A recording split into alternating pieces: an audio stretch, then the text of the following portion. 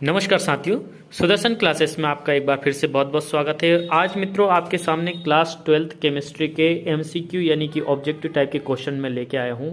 और मित्रों मैं आपको गारंटी से बोलता हूं, आप इन ऑब्जेक्टिव्स को पढ़ेंगे आपको 100% चैप्टर वाइज चैप्टर्स इनमें से ज़रूर आपको ऑब्जेक्टिव टाइप के क्वेश्चन मिलेंगे। तो मित्रों यहाँ पर मैं चैप्टर वाइज बताऊँगा आपको, पहले चैप्टर से लेके आखिरी तक। तो यहाँ पे हमारा पहला क्वेश्चन देखिए मित्रों, Which of the following units is useful in relating concentration of solution with its vapor pressure?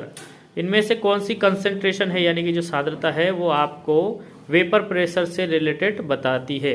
तो वेपर प्रेशर से रिलेटेड बताती है तो आपको पता है ना कि वेट बाय वेट कंसंट्रेशन कौन सी होती है, वेट बाय वॉल्यूम कौन सी होती है। ठीक है, तो इसमें आपने अच्छे से पढ़ा होगा। तो इसमें आंसर जो आएगा मित्रों हमारा ये आएगा मोल फ्रैक्शन। ठीक है, ये रिलेटिंग है concentration of solution with its vapour pressure, vapour pressure से रिलेटेड है। दूसरा क्वेश्चन देखिए यहाँ पे, on dissolving sugar in water, on dissolving sugar in water at room temperature, room temperature पे यदि आप पानी में शक्कर को घोलते हो, फील्स कूल टू टच, तो आपको टच करने में वो आपको कैसी महसूस होगी, ठंडी। Under which of the following cases dissolution of sugar will be the most rapid, किस कंडीशन में आप बता सकते हो कि जो डिसोल्यूशन हुआ है मतलब जो घुली हुई है शक्कर इसमें, will be the most rapid, कौन सा काम जल्दी हुआ है।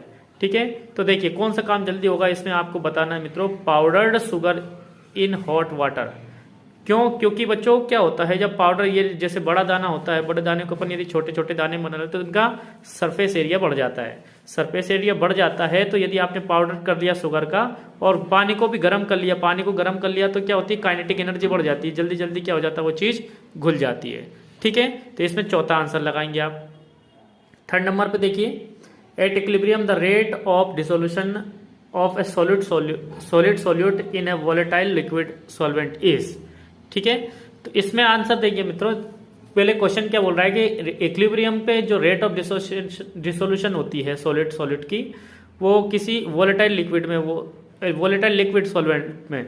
तो इसका आंसर देख करना मित्रों, इसमें आएगा आपको equal to the rate of crystallization, जितना ज्यादा क्रिस्टलाइजेशन होगा उतना ही ज्यादा क्या होगी, डिसोल्यूशन होगा। ठीक है, फोर्थ नंबर पे देखिए,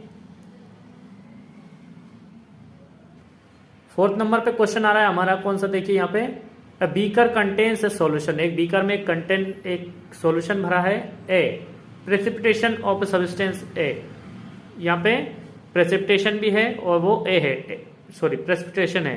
ए takes place when small amount, ए को अपन ने बहुत ही कम मात्रा में यहाँ पे ऐड किया है। ठीक है, of a is added to the solution is, अगर मान लीजिए आपने, देखो क्वेश्चन को ठीक से समझना, इसमें एक बीकर में सॉल्यूशन है ए और प्रेसिपिटेशन ऑफ सब्सटेंस, और जो सब्सटेंस ए है उसका जो प्रेसिपिटेशन है takes place when small amount of ए, जो ए का प्रेसिपिटेशन बना बहुत ही कम मात्रा में बना है। ठीक है, दिस सॉल्यूशन का मतलब क्या हुआ, इस सॉल्यूशन का मतलब हुआ बच्चों कि ये सुपर सेचुरेटेड सॉल्यूशन है। ठीक है, सॉल्यूशन आपको सेचुरेटेड अनसेचुरेटेड आपके टीचर ने पढ़ाया होगा। ठीक है, तो इस प्रकार का सब्सटेंस यदि प्रेसिपिटेट बन रहा है तो वो सुपर सेचुरेटेड सॉल्यूशन हो गया। अगला देखिए, maximum amount of solid solute that can be dissolved in a specific amount of given liquid solvent does not depend on nature of solute। ठीक है, इसमें क्या आ जाएगा बच्चों, सॉरी प्रेशर, क्या आ जाएगा, प्रेशर आ जाएगा इसमें। ठीक है, प्रेशर, इसको क्वेश्चन को आपने समझ लिया होगा अच्छे से। देखो मैं फिर से बता देता हूं, maximum amount of solute that can be dissolved in a specific amount of given liquid solvent does not depend upon। अब मान लीजिए क्या लिखा है, एक सॉलिड सॉल्यूट है। अब सॉलिड में मान लीजिए बच्चों आपने कोई सा प्रेशर लगाया तो सॉलिड पे प्रेशर का कोई भी प्रभाव नहीं पड़ता है, आपको पता है इस चीज पे। ठीक है, तो ये क्या यहाँ पे क्या लिखा है, the maximum amount of solid that can be dissolved in specific amount to be given solvent does not depend on, ये टेम्परेचर पर डिपेंड करेगा, सॉलिड के नेचर पर डिपेंड करेगा, नेचर ऑफ सॉल्वेंट पर डिपेंड करेगा, लेकिन सॉलिड जो चीज होती है वो प्रेशर पर डिपेंड नहीं करती। ठीक है, क्योंकि प्रेशर लगाने से ये चीजें है ना जो क्या होती है, दबती नहीं है, यानी कि वो कंडेंस नहीं होती है। अगला क्वेश्चन देखिए, low concentration of oxygen in blood and tissue of people living at high altitude is due to low atmospheric pressure. आपके आसपास ये एटमॉस्फेयर है, ये आप है, यदि एटमॉस्फेयर में यदि प्रेशर थोड़ा सा क्या है बच्चों कम है, ठीक है, तो ब्लड में ऑक्सीजन का कंसंट्रेशन क्या हो जाएगा, कम हो जाएगा, गिर जाएगा इसका परसेंटेज, ठीक है। अगला क्वेश्चन देखिए 7वें नंबर पे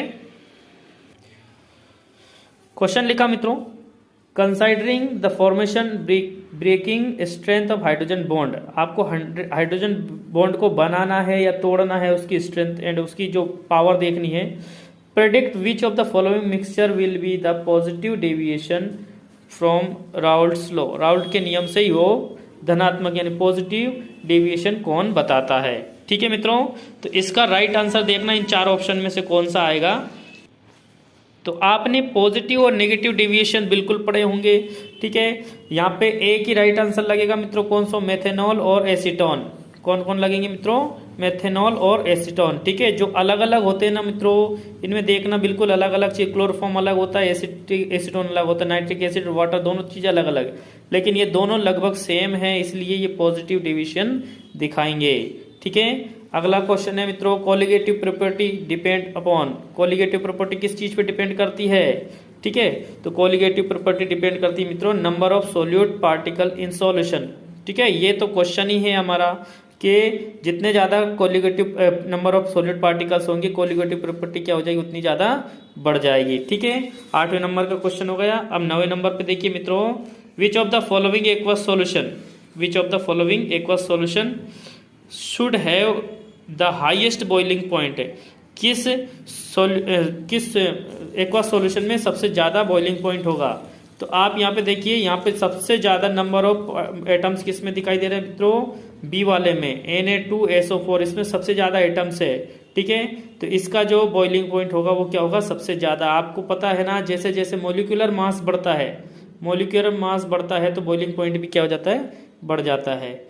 अगला देखिए, the unit of ebullioscopic constant, the unit of ebullioscopic constant क्या होती है। तो मित्रों ये बिल्कुल मैंने आपको पढ़ाया था, केल्विन केजी पर मोल, ठीक है, या फिर के मोलरिटी भी आप लिख सकते हो। इसमें पहला वाला आंसर याद रखना, ठीक है, ये वाला आएगा इसमें, केल्विन केजी पर मोल, केल्विन केजी पर मोल होता है, ठीक है।